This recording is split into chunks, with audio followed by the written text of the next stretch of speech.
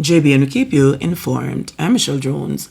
Before we get into the news, please remember to like, subscribe, leave a comment, and to share the news with someone today. Now onto the news. 2 men cut down by security forces in Old Harbour Bay. 2 men have been fatally shot in separate early morning incidents involving the security forces in the Old Harbour Bay area.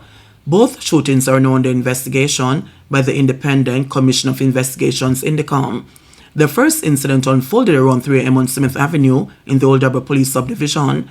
Law enforcement officials report that a police team engaged a man identified as O'Shane Rowe, otherwise known as Daddy One or Gum. According to the police, Rowe allegedly attacked the officers and was fatally shot during the confrontation. An illegal gun was reportedly recovered at the scene. Just over 2 hours later, around 5:30 a.m., a second deadly encounter occurred, this time on Terminal Road in Old Harbour Bay. A joint police military team reportedly conducted an operation in search of drugs and illegal guns entered the premises where a man, identified only as Tamoy, allegedly pointed a gun at the team. Law enforcers opened fire, wounding the man. A Browning 9mm pistol, along with a magazine containing 7 rounds of ammunition, was reportedly seized. It was transported to the Spanish Town Hospital, where it was later pronounced dead. Indicom has launched a formal probe into both incidents as investigations continue into the circumstances surrounding the shootings. Schoolboy shot dead in Lawrence Tavern on Wednesday night. A 15-year-old schoolboy was shot and killed in Lawrence Tavern, St. Andrew, Wednesday night. He has been identified as Jeremy Morris, a student of Glengough High School. Commanding Officer for St. Andrew North, Acting Superintendent Randy Sweeney, said around 8 p.m., residents reported hearing loud explosions and contacted the police. Upon arrival, they found the badly wounded boy. He was rushed to hospital where he was pronounced dead. The police are working to establish a motive. Superintendent Sweeney is urging anyone with pertinent information to contact the Constant Spring Police at 876-924-1421 or Crime Stop at 311. Gun seized in separate operations in Clarendon. Police operations in Clarendon have led to the seizure of 2 illegal guns in separate incidents this week. Law enforcement officials say both discoveries were made during targeted search in the Palmer's Cross and Coatis Bend areas. The first seizure took place on Wednesday in the Palmer's Cross area. The Maypen police say between 11 a.m. and 1:15 p.m., police conducted a raid at a residence in the area. During a search of the premises, a Freedom Liberty semi-automatic pistol with a magazine affixed containing 10 9mm rounds was found. No arrest has been made in relation to the seizure. Meanwhile, on Thursday, another illegal weapon was seized, this time during a police operation in Coatis Bend, also in Clarendon. According to reports from the Maypen police, officers acting on intelligence conducted a search of an open lot at around 1:45 p.m. During the search, a Smith & Wesson .38 revolver along with 5.3 cartridges was discovered. No one was arrested in connection with the find and investigations are ongoing. Painter slapped with murder charge after turning himself into police. A 63-year-old painter has been charged with murder after turning himself into the police. Leon Mackenzie, otherwise called Painter of Sagon District, Barrytown in St. James, and Bridgetown in St. Catherine, has been charged with murder following the Saturday, April 12 shooting death of a man in the Sagon community. Dead is 34-year-old Warren Matthews of Springfield District, Racecourse, Clarendon, and the Sagon District.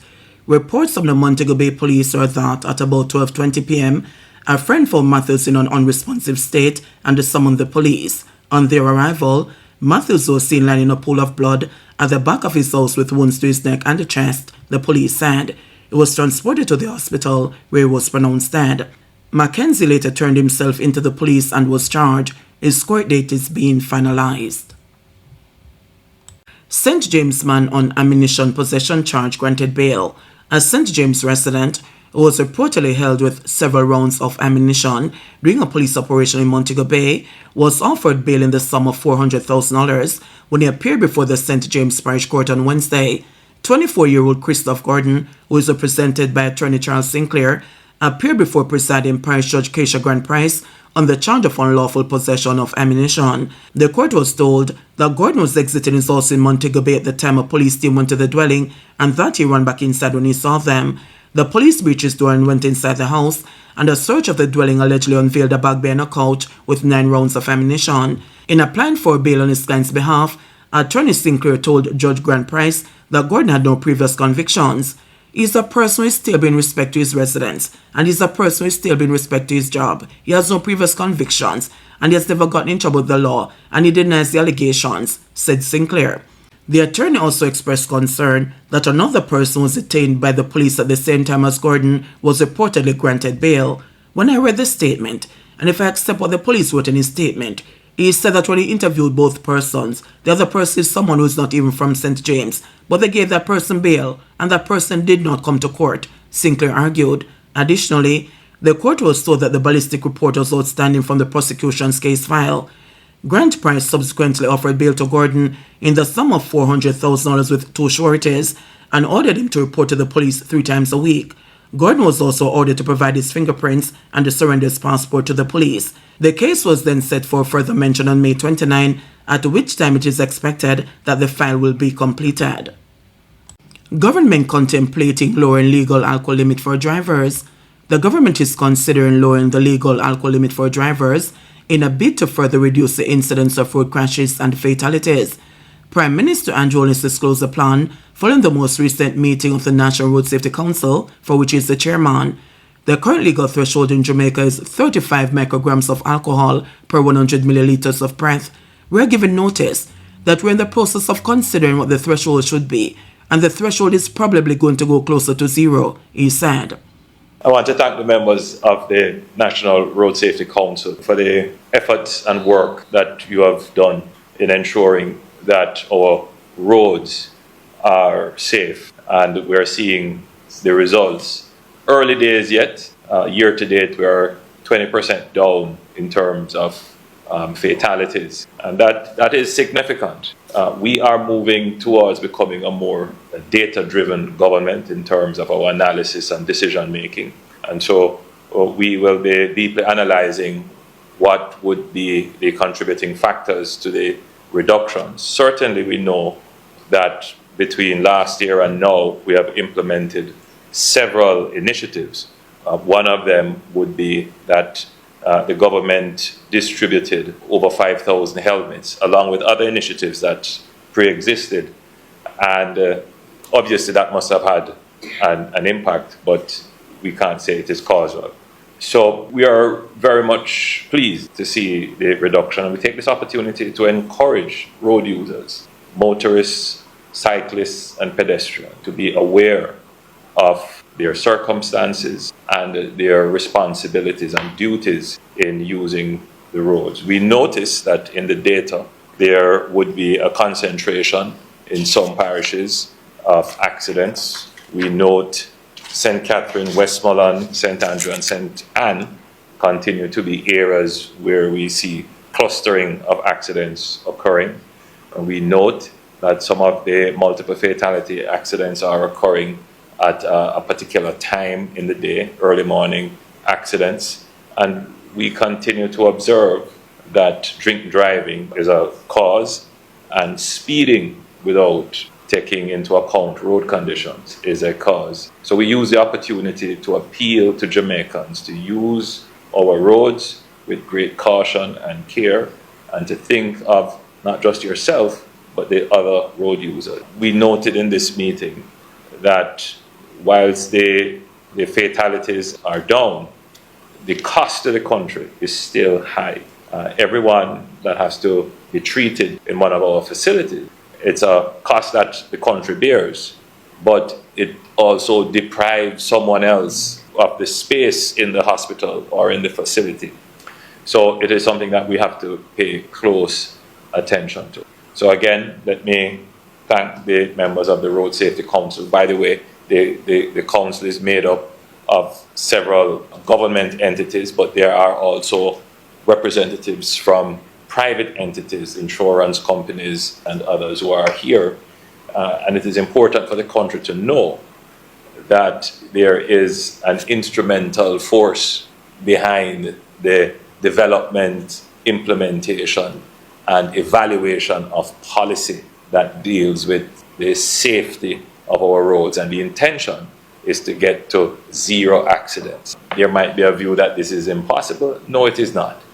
it requires even more effort on our part to develop the right policies and to develop them quickly, but more so to educate every single road user so that the road user, the driver, the pedestrian, the cyclist becomes responsible for themselves and for others.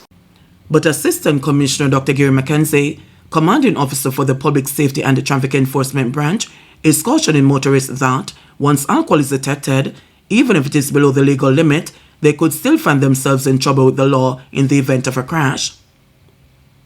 So what we have just said is that the threshold is 35, but it registers from 0 to no, it goes up to almost 1,000. Wow, right? Wow. Okay. So what happens is that once it shows the number, if it is below 35, the persons will still be shown that, okay, this is what you have registered. And so there's alcohol on your breath, you were drinking, but you have not reached a threshold to be prosecuted. It is very important for persons to know that the police, if you register, say 5, and when you are examined, it appears as if you cannot drive. The police can still say that you are not in a position to drive. Very important. So you will have to ask someone to come and get the vehicle and to take you. So they are impaired. They are impaired. And so the police has a discretion, even if the impairment is not... 40 new breathalyzer machines were presented to the police on Thursday during that meeting of the National Road Safety Council at the Office of the Prime Minister. The machines were purchased by the Pan American Health Authority with funding from the UN Road Safety Fund. Pan American Health Organization, together with the World Health Organization, is pleased to collaborate with the government of Jamaica in working towards the evidence-based approach towards reducing road fatalities and road injuries. As a part of this process, we're using this opportunity to pass over several dozen breathalyzer pieces of equipment, as well as speed laser cams, knowing that drink driving and speeding on the roads leads, unfortunately, to tragic ends and deaths. We know that the Pan American Health Organization reinforces the data-driven policy decisions that are proving effective in Jamaica and improving the safety of the road systems here. And we thank the opportunity for this today with the Prime Minister, ACP McKenzie, and others here as well, and look forward to our continued collaboration. The police are now hoping that the number of road fatalities will continue to decline, with this boosting their capacity to test for drunk driving. Vice Chairman of the National Road Safety Council, Dr. Lucian Jones, repeated his call for motorists to exercise extreme caution going into the long Easter weekend. Data from the Island Traffic Authority indicate that 105 road fatalities were recorded from 92 crashes up to April 17 this year. This is 21% fewer than during the corresponding period last year. JBNN will keep you informed. Please remember to subscribe, like, share, leave us a comment, and click the notification bell to receive our daily news items.